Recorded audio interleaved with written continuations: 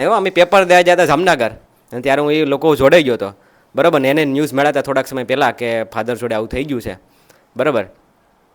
છેલ્લી એક્ઝામ હતી, દઈથી ન થયું. આર્મીની ભરતીની જે છેલ્લી એક્ઝામ હતી એ પર ગયા હતા આપણે. એ પછી એને મૂક્યું નહીં. હું સપનું એનું જે ફોજ બનવાનું, ફોજીમાં જવાનું સપનું છોડ્યું નહીં ભાઈ. ચાલુ જ રાખે, પ્રયાસો ચાલુ જ રાખે. અને પહેલો જ પ્રયાસ હતો ને ટીએનો, બરાબર. અને પ્રસાદ સામે ઉભેલો 23 વર્ષનું યુવાન શું તે ડર્યો હશે? શું તેની આંખમાં આંસુ આવ્યા હશે? ના.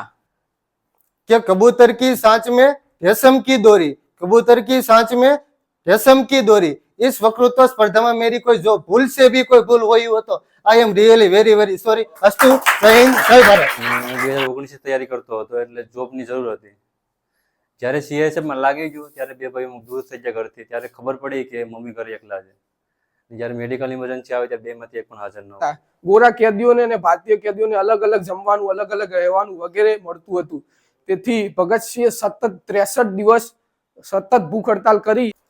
જય હિન્દ વિદ્યાર્થી મિત્રો. તો 80માં સ્વતંત્રતા દિવસ નિમિત્તે બધાને શુભેચ્છા. આજે આપણી હોસ્ટેલમાં, આપણી એકેડેમીમાં જે છે એ એક નાનું એવું કાર્યક્રમ રાખ્યો છે. એને વક્તૃત્વ સ્પર્ધાનો, કે જે બી વિદ્યાર્થીઓ જે છે એ આપણા જે શહીદ વીરો જે શહીદ થયા, બરોબર, અને જેના લીધે આપણે આઝાદી મળી ને મિત્રો, એના વિશે કંઈક બોલશે.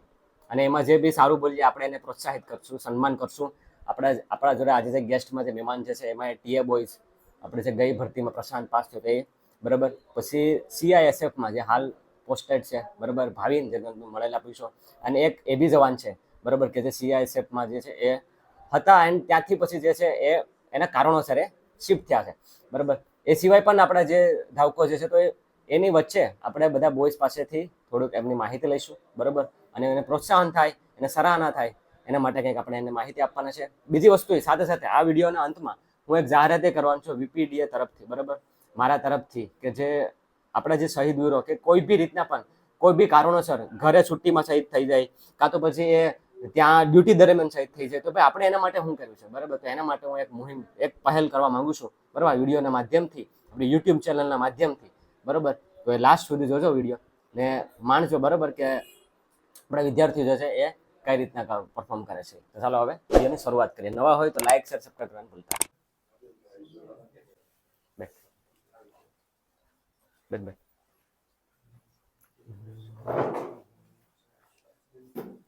ક્યાં જો કમલ? રાહુલભાઈ ને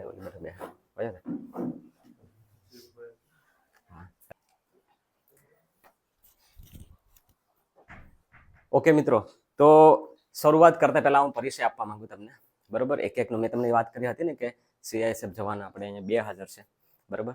એકે નોકરી મૂકીને એની મજબૂરી હતી, બરોબર. એ કારણસર અત્યારે બીજા ઓલામાં છે. પછી એક અત્યારે પોસ્ટેડ છે આપણે ભાવિન, બરોબર, જેને તમે મળેલા હશે, બરોબર. એ અત્યારે સીઆઈએસએફમાં જે છે એમનું જમ્મુ બાજુ છે, પોસ્ટેડ છે, બરોબર. પછી જે પ્રશાંત આપણે ટીએ આર્મી ગઈ ટીએની ભરતીમાં જે પાસ થયા છે, અત્યારે એમનું મદ્રાસ રેજિમેન્ટ આપણે ભુજમાં અત્યારે છે.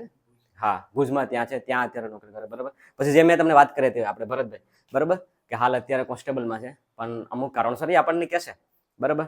પછી મારો પરમ મિત્ર, બરાબર, કમલદીપ. એન્ડ આપણા રાહુલભાઈને તો તમે ઓળખો જ છો. અને આપણે ટીએનો ધાવક અને હજી એક ટીએનો ધાવક રાજુ, બરાબર. તો અત્યારે બધા અહીંયા હાલ આવ્યા છે. પહેલા આપણે વિદ્યાર્થીઓ પાસેથી એક જોઈએ કે એને શું તૈયારી કરી છે, બરાબર. એમની પાસેથી આપણે જાણીએ કે એને કેટલું ખબર છે દેશ સેવા માટે. પણ એ પહેલા સૌ પ્રથમ આપણે બધા વિદ્યાર્થી મિત્રો અને પ્રજાસત્તાકમાં શું ફરક છે? બંધારણ અમલમાં આવ્યું હતું. ઓકે. ને આજે શું થયું હતું? આઝાદ થયું હતું. કયા સાલમાં? 1947. ઓકે. તો એના માટે બધાએ કુરબાની તો દીધી જ હશે, બરોબર ને? એમને તો કઈ આઝાદી મળી નથી. આપણે પણ આઝાદ નથી એમ જોઉં તો તમે હજી બી તૈયારીના ઓલામાં બંધાયેલા છે, બરાબર ને? તમે આઝાદ ન કહેવાય, કેમ કે આપણે કંઈક ને કંઈક સમાજના કુરિવાજો, બરાબર, આજુબાજુના પાડોશીઓના, પરિવારના, આપણે સક્સેસ ન થાય તો એ જ વ્યક્તિઓ આપણા ઉપર આંગળી સીંધવાનો છે. તો આપણે આઝાદ નથી, બંધાયેલા છે. નથી પસંદ તોય પણ કરવું પડે ને ભાઈ. પગ દુખતા હોય તો દોડવું પડે, બરાબર. વાંચવાનું મન નથી માનતું તોય પણ દોડવું. આ શું થયું? મજબૂરી જ થઈ ને એક. કોઈને આ કઈ ગમે છે કે નહીં? મને તો આ બહુ મજા આવે. આ તો એને અગર કોઈ એવો વ્યક્તિ હોય ને કે એને મજા આવે તો એ છે ને લાંબો સમયનો ટકાવી શકે, એ તરત જ સક્સેસ થઈ જાય. પણ ક્યાંક ને ક્યાંક આપણને મજા નથી આવતી, છતાંય કરવું પડે છે, બરોબર. તો એ પણ એક પ્રકારનું છે. તો જે વાત કરીએ આપણે, જે બી જેટલી બી આપણે સ્વતંત્રતા મળી એના જેટલા બી વીર જવાનો શહીદો જે છે, બરોબર, અઢળક છે. નામ લેવા જાઓ તો ઓછા પડીએ, પણ છતાં આપણે એમાંથી 3, બરોબર, શહીદ ભગતસિંહ, આઝાદ, ચંદ્રશેખર આઝાદ અને સુભાષચંદ્ર બોઝ, તો આ 3 વિષય મેં તમને આપ્યા હતા. એ 3 વિષયમાંથી કોઈને પણ સ્વેચ્છાએ જે બોલવાનું છે તો બોલશે, પણ તમને પણ અંદરથી લાગતું હોય ને, ખાલી અહીંયા આવીને નામ લઈને ખાલી જય હિન્દ જય ભારત કરી નાખ્યું ને, તો એ બહુ મોટી વાત છે, બરોબર. એટલું તો યાર ખબર જ હોવી જોઈએ ને. એને આપણા માટે બલિદાન દઈ દીધું, આપણે હજી તૈયારી શરૂ ન કરીએ ને તો એ માણસ ત્યાં એને શહીદ થઈ ગયા છે. 23 વર્ષ એટલે શું કહેવાય? કહેવાય કે 23 વર્ષ એટલે શું કહેવાય? 23 વર્ષ આપણે છે ને આમાં વહી જાય, રખડવામાં વહી જાય. 23 વર્ષ આપણે છે ને રખડવામાં વહી જાય. ત્યાં એ સમયમાં ને એટલી બુકો લખી નાખી, બરોબર, ને એને એટલું સહન કરી લીધું, અંગ્રેજોનો માર, બરોબર, એટલું ટોર્ચર, અને એમાં આંતા ફાંસ્યા ચડાવ્યા. સમજાણું? તો આપણે તો તૈયારી જ કરવાની છે. કંઈ પણ ટોર્ચર એટલું બધું તો દેતા નથી. તો એના વિશે ખાલી 2 શબ્દ તો બોલશો ને તમે? બોલ્યો કે નહીં? તમને જેમ ઈચ્છા પડે એ પ્રમાણે. ઓકે, તો સૌપ્રથમ કોણ આવવાનું છે? સૌપ્રથમ આવશે ભાઈ આપણે મહેસાણાથી મિથ, બરોબર. ચલો તો ભાઈ જોરદાર તાળી પડે.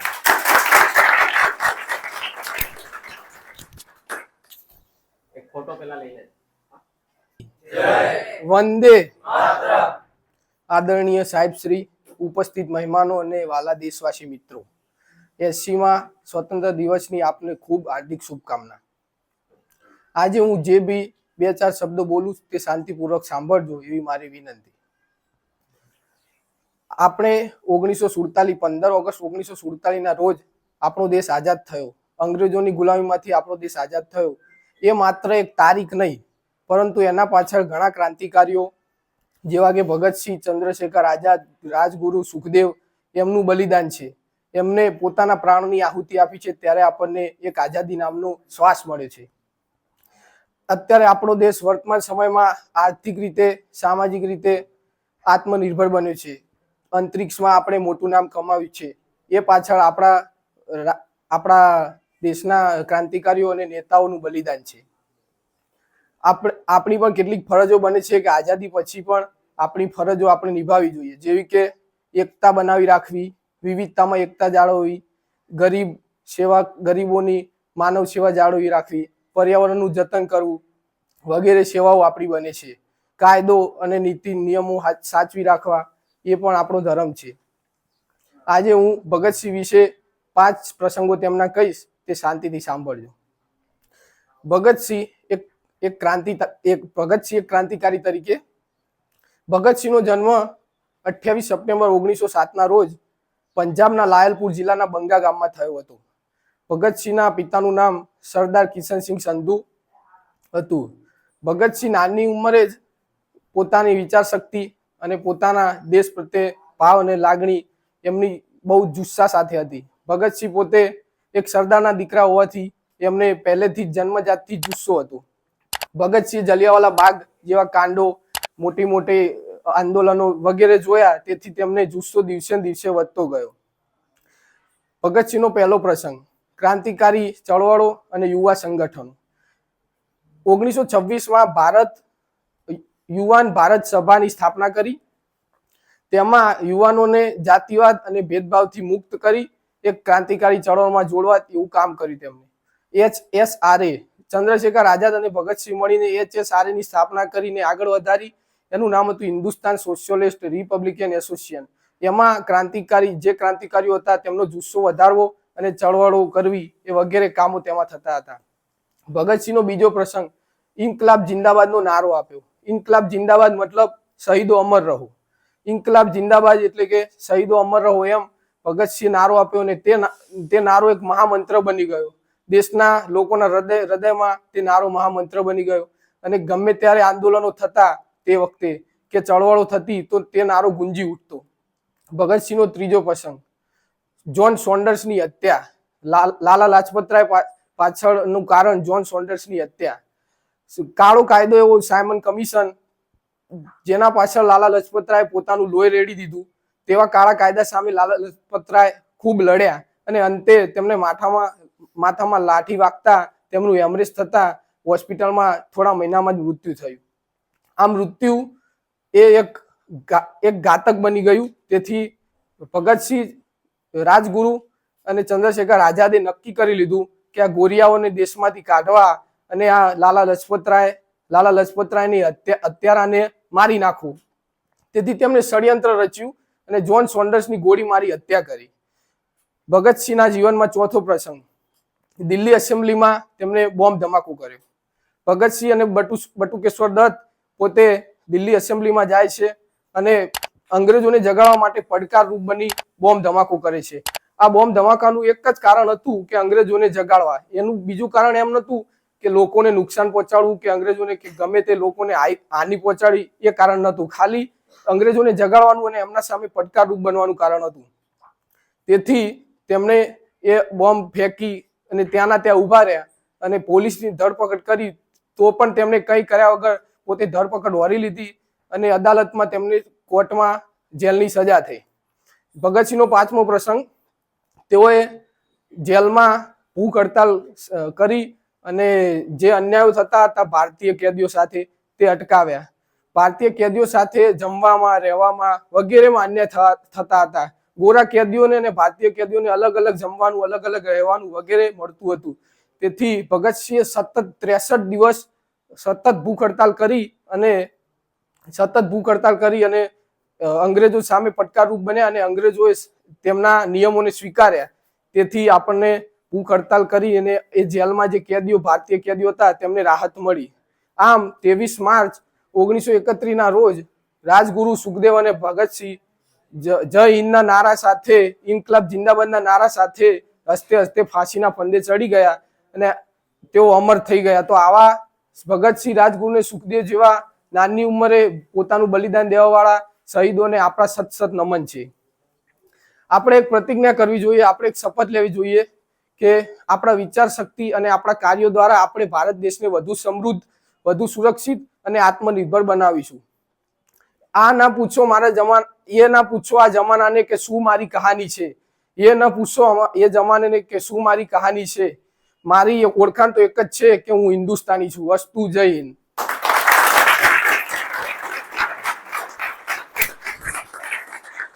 ખૂબ જ સરસ. મિતવે ખૂબ જ નાના પરિચયમાં ઘણું બધું કહી દીધું છે. બરાબર. સેકન્ડ ઉપર હું બોલાવવા માંગી અજીતને. વેલકમ અજીત.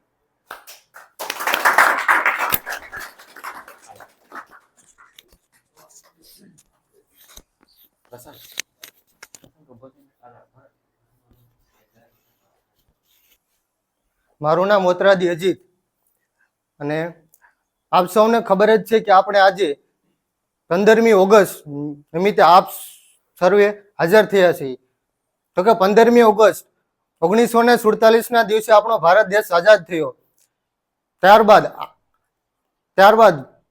પછીના વર્ષથી આપણે સૌએ દર વર્ષે 15મી ઓગસ્ટને સ્વતંત્રતા દિવસ તરીકે ઉજવીએ છીએ. આ સ્વતંત્રતા મેળવવા માટે ઘણા બધા આપણા દેશના ક્રાંતિકારીઓએ છે એ પોતાના બલિદાન આપેલા છે. અને તેમાંથી એક એટલે ભગતસિંહ વિશે જે પણ કહું તે તમે શાંતિપૂર્ણ સાંભળો તેવી મારી નમ્ર વિનંતી. તો શહીદ ભગતસિંહ ભારતના મહાન ક્રાંતિકારી અને સ્વાતંત્ર્ય સેનાની હતા. ભગતસિંહનો જન્મ 28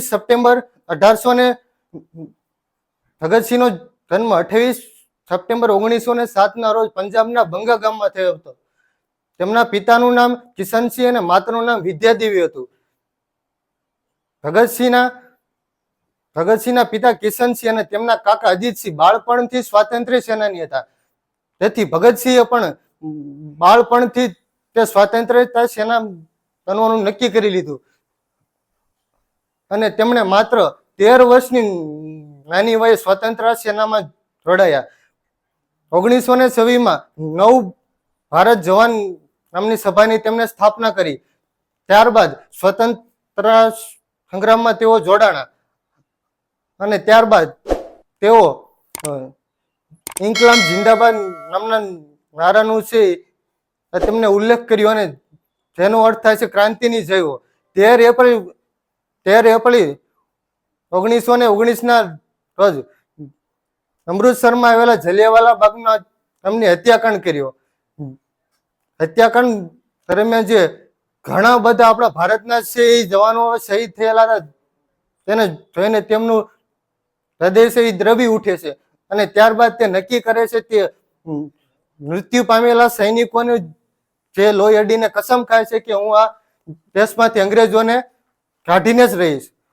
1928માં જ્યારે સાયમન કમિશન ભારતમાં આવે છે ત્યારે તેઓ અંગ્રેજ પોલીસ અધિકારી દ્વારા ખૂબ લાઠીચાર્જો કરવામાં આવે છે. ત્યારે ભારતમાં સાયમન કમિશન આવેલ હોવાથી તેમાં લાલા લજપતરાયનું મૃત્યુ થાય છે.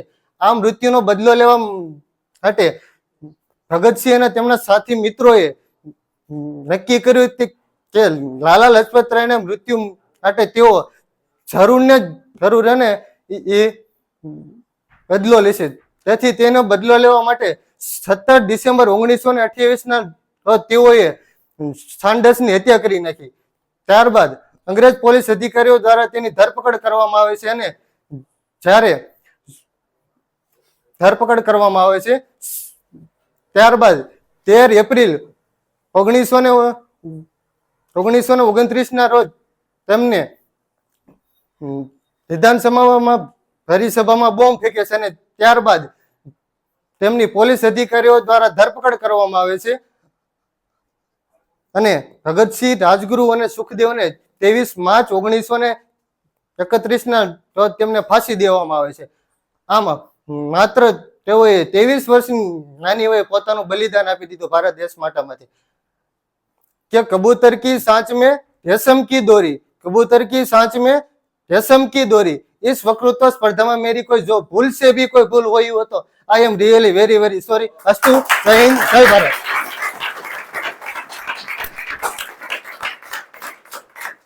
ભાઈ અહીંયા આવી અને ખાલી 2 શબ્દો બોલવા હોય ને ગમે એટલું પાકું કર્યું હોય ભૂલાઈ જાય કે હારા ભૂલાઈ જાય ભાઈ, ધ્રુજવા માંડી જાય. આપણે એક પ્રેક્ષક તરીકેની જે ભૂમિ જે હોય ને મિત્રો એ ત્યારે આપણે એમ જજ કરતા હોય કે ભાઈ જો આ ભૂલી ગયો અને આ મિસ્ટેક થઈ ગઈ.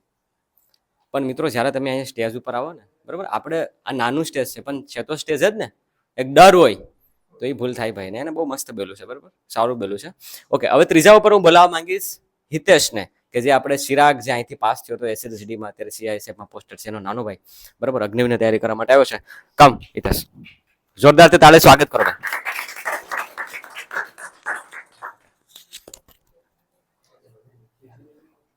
જય હિન્દ. વિલેજ ફિઝિકલ ડિફેન્સ એકેડેમીમાં હું વંશ હિતેશ તમામ મહેમાનોનું હાર્દિક પૂર્ણ સ્વાગત કરું છું. આજે હું ચંદ્રશેખર આઝાદ વિશે થોડુંક 2 શબ્દ કહેવા માંગુ છું, તો સાંભળજો.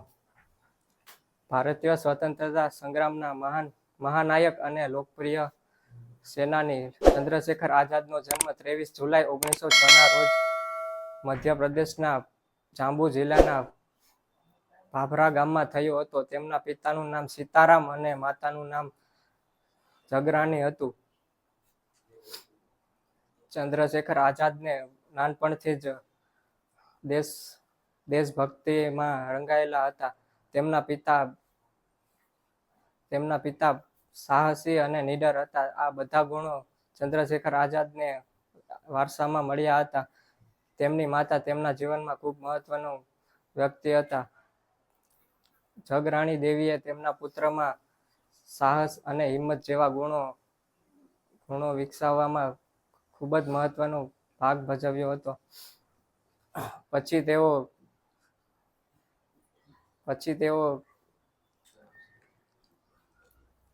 વારાણસી ગયા અને ત્યાં સંસ્કૃત સંઘર્ષને આપણે પ્રેરણા આપવી જોઈએ.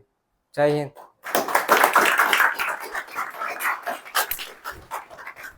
ખૂબ જ સરસ મિત્રો, એને જેટલું બી એને પણ ઘણું પાકું કર્યું હતું, પણ અહીંયા આવીને બધું બાષ્પીભવન થઈ જાય, હારાહારન થઈ જાય. આગળ વધતા પહેલા આપણો જે ધાવક જે છે એનું વક્તવ્ય સાંભળતા પહેલા હું જે આપણે જે મહેમાન તરીકે જે ભરતભાઈ આપણે ત્યાં આવ્યા છે, બરાબર,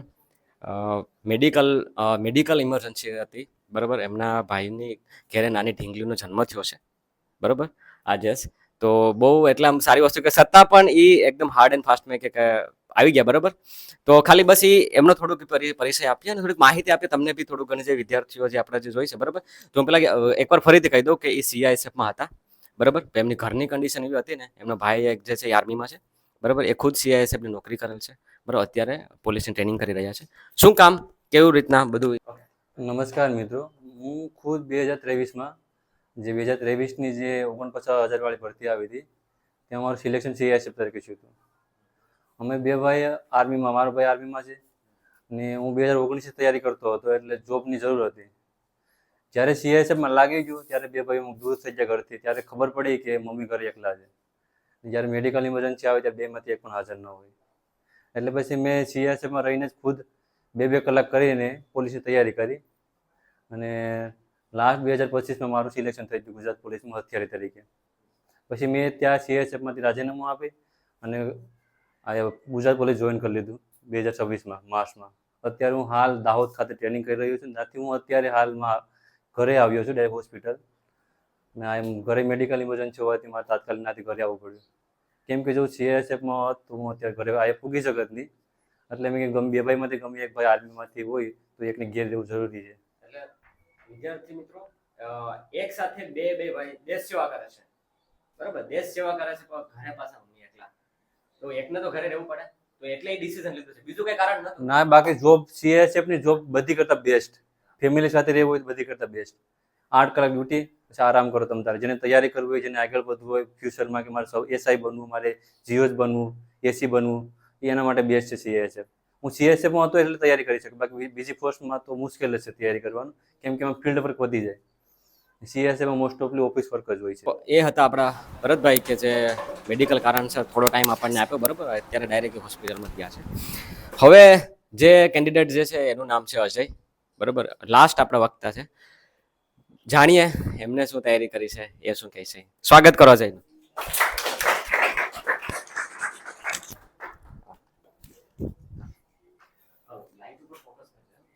જય હિન્દ. વિલેજ ફિઝિકલ ડિફેન્સ એકેડેમીમાં સર્વે મહેમાનનું હાર્દિક સ્વાગત કરું છું. હું 15મી ઓગસ્ટ નિમિત્તે વક્તૃત્વ રજૂ કરવા જઈ રહ્યો છું, તે શાંતિપૂર્વક સાંભળવા નમ્ર વિનંતી છે. આજે હું કોઈ રાજા કે કોઈ કરોડપતિની વાત કરવા જઈ રહ્યો નથી. આજે હું એવા યુવાનની વાત કરવા જઈ રહ્યો છું કે જેની પાસે ન કોઈ સત્તા હતી, ન કોઈ પૈસા હતા કે ન કોઈ મોટું પદ હતું. તેની પાસે એક જ વસ્તુ હતું, ધગધગતું હૃદય. જેને મોત પણ ડરાવી શક્યું નહોતું, જેના હાથમાં બેડીઓ હોવા છતાં તેમના શબ્દો આઝાદ હતા, અને જેના હોઠ પર ફાંસીના ફંદા પહેલા એક જ શબ્દ હતો, ઇન્કલાબ જિંદાબાદ. મિત્રો, જરાક વિચાર કરો, એક યુવાન 23 વર્ષની ઉંમર, આજનું યુવાન એમ વિચારે છે કે પોતાના ભવિષ્ય માટે સપના જોવે છે. કોઈ યુવાન પોતાના પરિવાર સાથે જીવન જીવવાનું વિચારે છે. કોઈ યુવાન વ્યસનમાં ડૂબેલો હોય છે અથવા કોઈ છોકરીના વિચારમાં ડૂબેલો હોય છે. પણ ભગતસિંહ તેમનું આખું ભવિષ્ય ભારત માતાના ચરણોમાં અર્પણ કરી દીધું. તેમના આંખોમાં માત્ર એક જ સપનું હતું, આઝાદ ભારત. તેમની આંખોમાં પોતાના માટે કોઈ સપનું નહોતું. જ્યારે ભારત દેશ ગુલામીની સાંકળમાં સંકળાયેલો હતો ત્યારે આ યુવાનના દિલમાં ક્રાંતિની જ્વાળા સળગી રહી હતી. 13 એપ્રિલ 1929ના રોજ જલિયાવાલા બાગની હત્યાકાંડની ઘટના વિશે જાણ થઈ ત્યારે તેમના બાળમન પર એવી અસર થઈ કે તેમને નક્કી કર્યું કે આ ધરતીની ગુલામીમાંથી મુક્ત કરવી છે. મિત્રો, લાલા લજપતરાય પર લાઠીચાર્જ થયેલી ઘટનાને સમગ્ર ભારત દેશમાં હચમચાવી દીધી હતી. ત્યારે ભગતસિંહના દિલમાં આ ઘટના આગ બનીને જ સળગી રહી હતી. ત્યારે ભગતસિંહે નક્કી કર્યું કે લાલા લજપતરાય પર લાઠીચાર્જ કરનાર અંગ્રેજ અધિકારીને જો હું જીવતો રહેવા દઉં તો હું ભગતસિંહ નહીં. બીજા દિવસે અંગ્રેજ અધિકારીનું બંગલામાંથી બહાર નીકળવું અને ભગતસિંહ બગીચામાં છુપાણા હતા ત્યારે ભગતસિંહના રિવોલ્વરમાંથી ગોળી છૂટી અને અંગ્રેજ અધિકારીને ભડાકી દીધું. ત્યાર પછી ભગતસિંહને અંગ્રેજ સરકારે કેદ કરી લીધો, જેલમાં નાખ્યા અને ઘણો બધો ત્રાસ આપ્યો, પણ ભગતસિંહની હિંમતને કેદ કરી શક્યા નહીં. મિત્રો, જરાક વિચાર કરો કે મૃત્યુ સામે ઉભેલો 23 વર્ષનું યુવાન શું તે ડર્યો હશે? શું તેની આંખમાં આંસુ આવ્યા હશે? ના. પણ ભગતસિંહ કહેવાય છે કે ભગતસિંહ પોતાના અંતિમ ક્ષણોમાં પણ નિર્ભય હતા. મિત્રો, હવે હું એ ક્ષણની કલ્પના કરવા કહું છે કે એક જેલમાં 3 યુવાન હતા, રાજગુરુ, સુખદેવ, ભગતસિંહ. તેમને ખબર હતી કે થોડી જ વારમાં ફાંસી થવાની છે, છતાં તેમને કોઈ ડર નહોતો. તેમને માતાનો ચહેરો યાદ આવ્યો હશે, બાળપણ પણ યાદ આવ્યું હશે અને પરિવાર પણ યાદ આવ્યો હશે.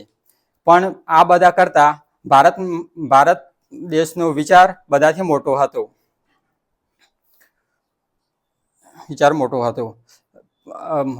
હતું તો માત્ર એક જ, કઈ ઇન્કલાબ જિંદાબાદ. હવે અંતમાં હું એ જ નમ્ર વિનંતી કરું છું કે મારી સાથે નારા બોલાવજો.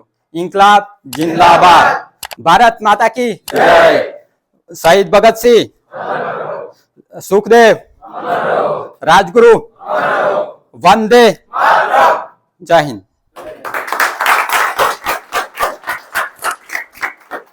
ખૂબ એટલે ખૂબ જ સરસ. બરોબર, ચારેય જે કન્ટેન્ટ સારું એવું પરફોર્મ કર્યું છે. બરોબર, લાસ્ટમાં એક બહુ એને વાત કરી હતી કે જ્યારે તમને એવું કહું કે અચાનકથી કે ટાઈમિંગ લેવાનું છે, તમને એવું લાગતું હોય કે કાલે આપણે કે બ્રેક આપ્યો છે કંઈક સર ક્યાંક બરોબર છે એમ કહું, અને પછી એમ કહું કે ચાલો રેસ શરૂ, તમને કેવું થાય? આમ અંદરથી આમ શું થાય? આમ ગભરામણ આવી જાય? હે? કોઈ સ્માઇલ કરીને એમ કહી શકે અરે સર કઈ વાંધો નહીં, ઉતરી જાય? કોઈ કહી શકે?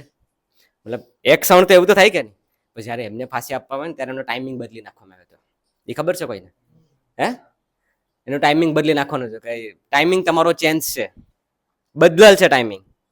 ની ટાઈમિંગ બદલ્યો હતો ને છતાં પણ એમ કીધું કે કોઈ વાત ત્યાં ફાંસી આવી જતી. આને દેશ સેવા કે મિત્રો આને કહેવાય ખરેખર જૂનું, કે કંઈક એને પામવા માટે કેમ તમે વિચારો કરો કે મોત સામે છે છતાં પણ મોતને ગળે મળાવી દીધી. બરોબર, એટલે આપણે જો શું કામ આપણે ક્રાંતિવીરો પાસે શું કામ શીખ લેવી જોઈએ યાર, કે એને કોઈ પણ કોઈના પર સ્વાર્થ માટે નહીં, કે એને કે એના સુખ એના ઓલા માટે કંઈ નહોતું કર્યું, એને દેશ સેવા માટે બલિદાન આપી દીધું છે. બરોબર, તો આપણે એમાંથી શીખ લેવી જોઈએ. 5-10 મિનિટનો આપણે સ્નેકનો બ્રેક છે. બરોબર, ત્યાં સુધી અમે ડિસિઝન લઈ લે કે કોણ 1, 2 અને 3 ઉપર આવે છે. તમને સજા મળે ને તો હજી વેલિડ ગણાય. હા ભાઈ, મેં આ ગુનો કર્યો ને મને આની સજા મળી, તો મને એમ કે હાલ વાંધો નહીં હોતું. પણ તમને કંઈ ગુનો જ ન કર્યો હોય અને તમે કોઈનું હારું જ કર્યું હોય અને તોય તમને સજા મળે તો કેવું થાય? ખાક થઈ જાય કે નહીં બળીને? હે? વસ્તુ આ છે, સમજ્યા તમે? એટલા જ માટે મેં સ્ટાર્ટિંગ પૂછ્યું હતું કે ગરમી થાય છે, કેમ કે આપણે આઝાદી દેવા માટે ભાઈ ઘણા એવી ગરમી દઈ દીધી પોતાની જિંદગીની, સમજાણું? ઓકે, ચલો તો ફર્સ્ટ આપણે જે વિનરને અનાઉન્સમેન્ટ કરતાં પહેલાં આપણે જે ભાવિનભાઈ જે છે, બરાબર, જે CISFમાં હાલ નોકરી કરે છે, એમને જે નાનો ભાઈ છે એ પણ BSFમાં છે. બરાબર, આ ગઈની એની ભરતીમાં પાસ થયેલ છે અને એ બી છે. થોડોક અનુભવ શેર કરીએ ભરતી પહેલાંનું એન્ડ નોકરી પછીનું. બરાબર, પછી આપણે પ્રશાંત પાસેથી આપણે એમનો અનુભવ જાણીશું, જે ટીએમાં અત્યારે નોકરી કરે છે. બરાબર, અને પછી આપણે લાસ્ટમાં જે છે એ ઇનામ વિતરણ કર્યું અને લાસ્ટમાં જે મારે જાહેરાત કરવાની છે એ હું. મારું નામ ભાવિન છોસા છે, હું કાજ ગામનો છું, અજય મારા ગામનો છે. નોકરી પહેલાંની તૈયારી મેં 4 વર્ષ કરી. પહેલાં અમે આર્મીની કરતા, અલ્પેશભાઈ જોડે કરતો, કમલદીપ મારી જોડે હતો. પહેલાં અમે આર્મીની તૈયારી કરતા, આર્મીમાં થયું નહીં. પછી નોકરી કરવા વળગી ગયા, વચ્ચે પ્રાઇવેટ નોકરી કરવા વળગી ગયા. પછી એ મૂકીને પાછો ફિલ્ડમાં આવ્યો પેરામિલિટરી. પછી ખબર પડી કે આ SSCની આવે. SSCની તૈયારી મેં 1-1.5 વર્ષ કરી અને મેં ઘરે જ કરી તૈયારી, ઓનલાઈન બેન્ચ લઈને. અને ફિઝિકલ તો પહેલેથી જ સારું હતું, મતલબ થઈ જાય એમ હતું. નોકરી પહેલાંની તૈયારીમાં તમારું ડેડિકેશન કેવું છે તૈયારી ઉપર. SSCમાં ફિઝિકલ તમે અલ્પેશભાઈ કરાવી દે તો એકલું ફિઝિકલ નથી, એના પહેલાંની પરીક્ષા માટે તૈયારી કઈ રીતે કરવી, તમારું ડેડિકેશન કેવું છે કે મારે આ તૈયારી નોકરી લેવી, તો એ પ્રમાણે તમારે તૈયારી કરવાની. કોઈ સબ્જેક્ટ તમારો વીક છે તો એ સબ્જેક્ટને પહેલાં લેવાનો, એવી રીતે તૈયારી. અત્યારે તો બધા એક્ઝામ કરી જ લીધી છે, હવે ફિઝિકલનું છે તો તો ફિઝિકલમાંય તમારે ડેડિકેશન દેવું પડે. કોઈને 25 મિનિટ આવતી હોય, કોઈકને 28 આવતી હશે, તો તમે અલ્પેશભાઈને ફોલો કરતા રહો. ઘણા એવા વિદ્યાર્થી છે, હું પણ નોકરી ઉપરથી પણ વિડીયો જોઉં છું, ઘણા એવા વિદ્યાર્થી 35 મિનિટવાળા પણ પાસ થયા છે અહીંથી, મેં જોયું છે. એ માટે અલ્પેશભાઈને ખૂબ ખૂબ ધન્યવાદ. તાળી પાડો અલ્પેશભાઈ. તમારું હવે ફિઝિકલ તો અલ્પેશભાઈ ઉપર છે, એ કરાવી દેશે, પાકું જ છે. નોકરી પછીની વાત કરું તો ટ્રેનિંગમાં તમારે હું આલ્કોહોલ એ કંઈ નહીં લઈ જવા દે, અને હું કહું ત્યાં સુધી સેવન પણ નહીં કરતા. મારા વર્ષ થયા 28, મેં આજ સુધી એ કોઈ દી આલ્કોહોલ નથી અડ્યું, નથી સિગરેટ પીધી, કંઈ નથી કર્યું અત્યાર સુધીમાં. એ તમારી ઉપર છે. ઘણા એવા આવે છે, અત્યારે મુંડલી હું ટ્રેનિંગ કર્યું, ઘણા અત્યારના છોકરા જે આ બેન્ચમાં લાગ્યા, મને ઘણા એના ફોન આવ્યા ભાગવા માટે, જ્યાંથી ભાગતા હતા એ. અને મારે અહીંયા જાણીતા, હું પહેલેથી ઓફિસમાં કામ કરું, ટ્રેનિંગમાં પણ હું ઓફિસમાં કરતો, અને અત્યારે પણ હું જ્યારથી નોકરી કરું ત્યારથી ડ્યુટી લગભગ મેં ઓછી કરી. હું વધારે ઓફિસનું જ કામ કરું. અને બાકી તો ટ્રેનિંગ પીરિયડમાં તમારે જે અમુક એવા ઓલા છે ટ્રેનિંગ સેન્ટર કે જ્યાં પાણીની સુવિધા બિલકુલ નથી, જ્યાં તમારે બાલુ મતલબ રેતીથી પ્લેટ સાફ કરવી પડીએ તમારી, અને નાહવા માટે એક ટાઈમ પાણી આવી જાય. એક બાલ્ટીમાં તમારે સવારે ટોયલેટે જવાનું, નાહવાનું પણ. અમુક એવા રાજસ્થાનવાળા ટ્રેનિંગ સેન્ટર છે, 2-4 તકલીફ છે. બાકી ટ્રેનિંગમાં એટલું કંઈ નથી. ટ્રેનિંગ તમને સ્ટાર્ટઅપ હાવ 0થી કરાવશે. 6 મહિના તમને કરાવશે. 6 મહિના પછી તમારું એડવાન્સ ચાલુ થાય. 6 મહિના પછી વર્દીમાં બધી ચાલુ થાય, ફિઝિકલ. પછી પીઠું લાગીએ, એ પહેલાં પીઠું નહીં લાગે. અને બીજું કંઈ હોય તો તમે કહો. જીડીવાળાને કંઈ પ્રશ્ન હોય તો તમે કહો. બાકી ટ્રેનિંગ પછીની નોકરી લાઈફ એ સારી જ છે. તમે જ્યાં રહેશો, જ્યાં તમારું ફેમિલી તમારી જોડે રહેવા દે છે. પછી 8 કલાકની નોકરી રહેશે. ક્યારેક ફિઝિકલ હોય, વીકમાં 2 દિવસ હોય, અમુક યુનિટમાં, અમુકમાં ડેઇલી હોય ફિઝિકલ. સવાર સાંજ 2 ટાઈમ થાય, ક્યારેક પરેડ થાય. એવું જાડું મોટું રહેવાનું. એ 1 કલાકના ક્લાસ હોય નોકરીમાં. બાકી પછી 8 કલાક પછી તમને બીજી અલગ કોઈ તૈયારી કરવી હોય તો એના માટે સૌથી બેસ્ટ CISF છે. બાકી બધી ફોર્સ પણ સારી જ છે, પણ આપણે એનો અનુભવ નથી એટલે ન કહીએ કે હા. બાકી બીજું તમારે કઈ હા તો કયો. 1 to 1 મળવું હોય તો હા મળી લેજો. તો હવે આપણે બોલાવીએ. ખૂબ ખૂબ આભાર ભાવિન. એણે જે એક વાત જે કરી ને, બરાબર, એ જે અમારું જે ગ્રુપ હતું, અમે જે તૈયારી કરતા હતા, બરાબર, ભલે નોકરીમાં લાગ્યા કે નથી લાગ્યા એ વસ્તુ અલગ છે, પણ સિદ્ધાંતો ક્યારેય પણ બદલ્યા નથી. નોકરી અને છોકરી એ 2 વસ્તુ એવી છે કે જે તમને ડૂબાડી શકે. વસ્તુ છે નોકરી, છોકરી ને ચોરી, 3 વસ્તુ બિલકુલ અલાવ નહીં કરે. ઠીક છે. એટલે એમાં તો અમે અડીખમ છે, કમલું ને ભાવિન, બરાબર. કહેવાનો મતલબ એમ છે કે એ બી તમારે ધ્યાન રાખવાનું હોય ભાઈ. ખાલી નોકરી લઈ લેવી અને એ હેતુ ન હોવો જોઈએ તમારો ક્યારેય પણ, કે નોકરી જ લેવી છે, આ ક્યારેય હેતુ ન હોવો જોઈએ, બરાબર. હવે આપણો ધાવક કહી લ્યો, બરાબર, કે એમ સમજો તમે કે જ્યારે તમને એમ લાગે કે સપનું તમારું પૂરું થઈ ગયું છે, નથી તમે આગળ વધી શકતા, બધું ખતમ થઈ ગયું છે, ઘરે જ્યારે છેલ્લી એની એક્ઝામ આપે, મને યાદ છે કે મારા ખંભા ઉપર અડધી કલાક માથું રાખીને રેડ્યો હતો, બરાબર, કેમ કે મેડિકલ એવા એમના ઘરના એના પપ્પાને એવા ન્યૂઝ મળ્યા હતા ને. પેપર દેવા ટાણે અમે પેપર દેવા ગયા હતા જામનગર, અને ત્યારે હું એ લોકો જોડાઈ ગયો હતો, બરાબર ને. એને ન્યૂઝ મળ્યા હતા થોડાક સમય પહેલાં કે ફાધર જોડે આવું થઈ ગયું છે, બરાબર. છેલ્લી એક્ઝામ હતી, દઈથી ન થયું. આર્મીની ભરતીની જે છેલ્લી એક્ઝામ હતી ને એની પહેલી અગ્નિવીર હતી એ.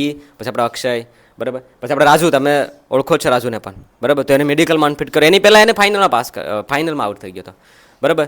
તો એ પછી પણ એ પ્રશાંત, નામ એનું પ્રશાંત છે, તમે ઓળખતા બી હશો. આપણે એની રેલી પર કાઢી હતી, એના ઘરે પર ગયા હતા આપણે. એ પછી એને મૂક્યું નહીં. હું સપનું એનું જે ફોજ બનવાનું, ફોજીમાં જવાનું સપનું છોડ્યું નહીં ભાઈ. ચાલુ જ રાખ્યા, પ્રયાસો ચાલુ જ રાખ્યા. અને પહેલો જ પ્રયાસ હતો ને ટીએનો, બરાબર. અને કામ કરતો કરતો એને તૈયારી કરી, બરાબર. અને પહેલી જ ભરતીમાં ત્યાં જે તમિલનાડુ ગ્રાઉન્ડ હતું તેમાં આપણે હિતેશ, એમની બાજુમાં છે તમે, બરાબર. હિતેશ અને પ્રશાંત એ બે પાસ થયા હતા, મેડિકલમાં એ પાસ થઈ ગયા હતા, ફાઇનલમાં હિતેશ રહી ગયો હતો ભાઈ. અને પ્રશાંતનું ફાઇનલમાં જે સિલેક્શન થયું હતું, અત્યારે મદ્રાસ રેજિમેન્ટમાંથી એને અત્યારે ભુજમાં રાખ્યો છે અને ત્યાં નોકરી ચાલુ છે. એનો અનુભવ શેર કરશે, બરાબર ને, એ કહેશે. પ્રશાંત, ચલો જોરદાર તાલથી સ્વાગત કરવા, બરાબર. જે તને જે ઠીક લાગી બોલ, વાંધો નહીં, બરાબર. નોકરી પહેલાનો અનુભવ અને તૈયારી દરમિયાન અને નોકરી પછી. નોકરી પહેલાં તો હું પણ અંબુજા જ તૈયારી કરતો. વાત છે 18-19ની. ત્યારે અમારે ફર્સ્ટ ભરતી હતા, અલ્પેશભાઈ ને બધા સરખડી ગામેથી આવતા. ત્યારે કાંઈ એકેડેમી કે એવું કાંઈ માહોલ નહોતો કોડીનારમાં. અમે બધા તૈયારી કરતા. ત્યારે બધા એક સાથે મહેનત કરી, પણ કાંઈક ને કાંઈક એક્ઝામ કે કાંઈક કોરોના આવી ગયો. હા, દ્વારકાવાળી ભરતી કેન્સલ. હા, જ્યાં સુધી હું મેરિટ ફાઇનલ સુધી પૂગી જાઉં તો ભરતી કેન્સલ થઈ જાય, ફાઇનલમાં પૂગું તો મેરિટ અપ થઈ જાય, એવું બધું થયું. હું રેગ્યુલરમાં ક્યારેય ઓલું થયું નથી. પછી મેં એક આશા કે ઘરની જિમ્મેદારી, મારા પપ્પા બીમાર હતા તો મેં જોબ જોઈન કરી લીધી. જેમ કે હું જીમમાં જોબે જતો, તોય મને એક સપનું હતું, મને એક આ વર્દીનું સપનું હતું, મને બીજું કંઈ નહીં, એક વર્દી પહેરવી હતી. તો મેં ટીએની, મને ખબર ય નથી કે ટીએની ભરતી આવે છે. મને રાજુએ એને કીધું હતું કે આ ભરતી છે, આપણે જવાનું છે. તો હું રાજકોટ જ હતો. હું ડોક્યુમેન્ટ કરવાય નહોતો આવ્યો, કેમ કે ડોક્યુમેન્ટ મારા હરેશ છે અત્યારે CISF, એ બધા કમ્પ્લીટ કરી રાખ્યા મારા ડોક્યુમેન્ટ. ને હું રાજકોટથી જ ભરતી કરવા જતો રહ્યો. હા, ડાયરેક્ટ. મેં તૈયારી નથી કરી કે હું દોડવા જતો, એવું કાંઈ નહીં. પણ એક જૂનું નહોતું કે નહીં મારે કરવું છે. ત્યાં અમે ગયા.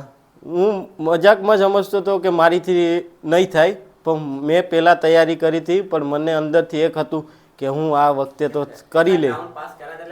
હા ને, હા, કે મેં મહેનત કરી તો હું થઈ જાય. પછી ત્યાં ગયા, ગ્રાઉન્ડ કર્યું, ગ્રાઉન્ડ થઈ ગયું. એ દિવસે ડોક્યુમેન્ટ વેરિફિકેશન, મેડિકલે એ દિવસે. મેડિકલમાં અત્યાર સુધી મને કંઈ પ્રોબ્લેમ આવે જ નથી. મેં 3-4 મેડિકલ કર્યા, કાંઈ પ્રોબ્લેમ નથી આવ્યો. પછી મેડિકલ કરીને તરત ઘરે આવી ગયા. પછી ઘરે આવીને પછી મેં જે ટાઈમ આપ્યો તૈયારીમાં, મેં દિલથી આપ્યો તૈયારીમાં ટાઈમ, કેમ કે એ ભરતી લાસ્ટ હતી ને ભરતી મારે પાસ કરવી જરૂરી હતી. મેં રાજકોટ લાઇબ્રેરી જોઈન કરી લીધી. હું આખો દિવસ રાત બસ એ વાંચવાનું જ મહેનત કરી ને ફાઇનલ મેરિટમાં નામ આવી ગયું. ટીએની ભરતી એવી છે કે પહેલાં બહુ ઓછી થતી, અત્યારે તો વર્ષે આવતી. પહેલાં 2019માં થઈ હતી ને પછી 2024માં ભરતી આવી. 4-5 વર્ષ થઈ ગયા. તો એમાં ફાઇનલ નામ આવી ગયું. પછી મેં ટ્રેનિંગ કરી.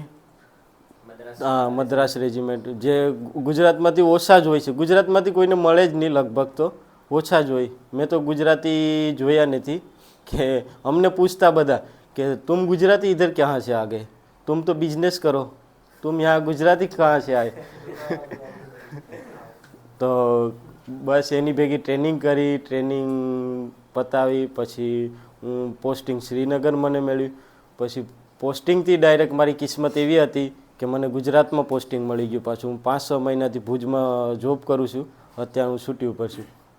ઓર એક બીજા 2 ફોજીઓ પણ અહીંયા છે, પણ બસ ખાલી લેબલ લાગ્યા નથી. એક છે હિતેશ, એક છે રાજુ, બરાબર.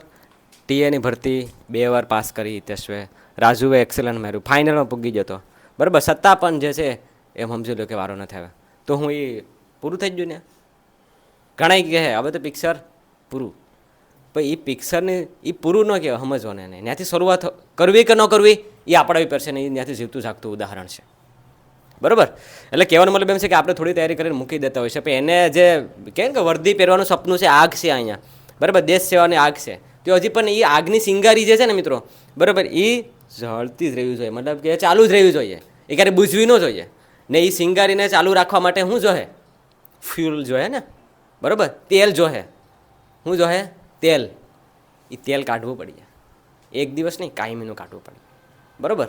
તો એવી તૈયારી તો મેં હજી તમને કોઈને કરાવી પણ નથી. પ્રશાંતને ને રાજુને ને બધાને દોડાવતો ને એવી તો, બરાબર. પણ કહેવાનો મતલબ એમ છે કે છતાં પણ જે તમને એટલું કહે ને, તમારા દિમાગમાં એટલું રાખવાનું છે કે ભાઈ યાર આ આપણા માટે કરવાનું છે, બીજા માટે તો નથી કરવાનું ને આપણે, પેલું આપણા માટે છે. કમ્ફર્ટ ઝોનમાં તમે વયા જાઓ તો ભાઈ કાંઈ ભેગું ન થાય ભાવ, કંઈ ભેગું હે? કમ્ફર્ટ ઝોન ક્યાંય નહીં મળે. કમ્ફર્ટ ઝોન કાંઈ નહીં મળે, બરાબર. અને પછી પણ નહીં મળે. હા. નોકરી પહેલા છે, નોકરી પછી પણ નહીં મળે. નહીં, નોકરી પછી નહીં મળે. એટલે એ તો દિમાગમાંથી પહેલાં તો કમ્ફર્ટનું નામનું જે કહે છે ને એ કાઢી નાખો. બસાવવાની એનર્જી, બસાવવાની તમારી અંદર ઓલું છે ને એ કાઢી નાખો પહેલાં તો, બરાબર. કે તમને એમ કહે ભાઈ હવે ખાઈ પીને આરામ કર્યું, ઉઠ્યું તો પછી બાકી કહી દો કે ભાઈ પેટમાં દુખે, ઝાડા થઈ ગયા, તો એ થોડું હું જોવા આવવાના છે, બતાવ મને. ગોઠણમાં દુખતો તો કહ્યું કે હા બતાવ, હા અહીં સૂજન છે ભાઈ, સ્વેલિંગ છે થોડું, ઝાડા થોડું હું જોવા આવવાનું છે. માથામાં દુખે કમર, હે? ગ્રાઉન્ડમાં દોડાનું. અમે જ્યારે પોલીસ ટુ ગ્રાઉન્ડ હતું ને, એ કમલને રાઈટ નીમાં હું એને ખુદ અંબુજા લઈ ગયો હતો. ડૉક્ટરે શું કીધું તું કે ભાઈ મૂકી દેવા તું, બરાબર, હવે તારે દોડાય જ નહીં, કેમ કે તારી કન્ડિશન ગહારો થઈ ગયો છે વધારે પડતો.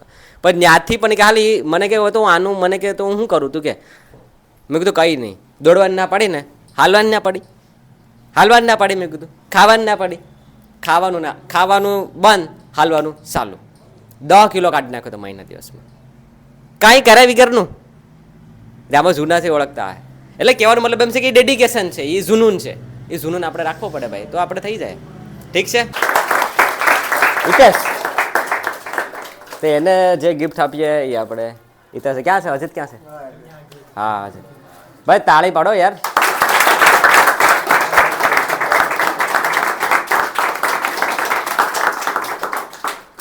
ઓકે અજીત એ કરું. નંબર 2 ઉપર જે છે એ છે મિત. જોરદાર ચાલતા. એને જે ગિફ્ટ આપીએ કમલ અને રાજુ, તમારે બે હાથ આપી દેશે. જોરદાર તાળી પાડો ભાઈ.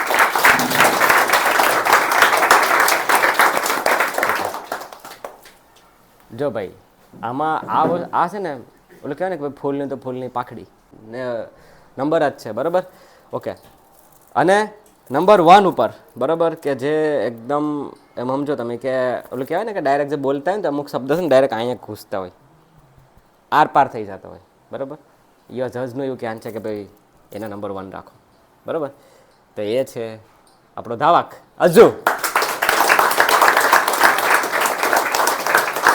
એને સન્માન કરીએ આપણે બે ધાવકો, બરાબર. ચાલો ભાઈ ભાવિન પ્રશાંત આ બાજુ સામે ફોટો પાડી દેશે મને. જોરદાર તાળી પાડજો ભાઈ.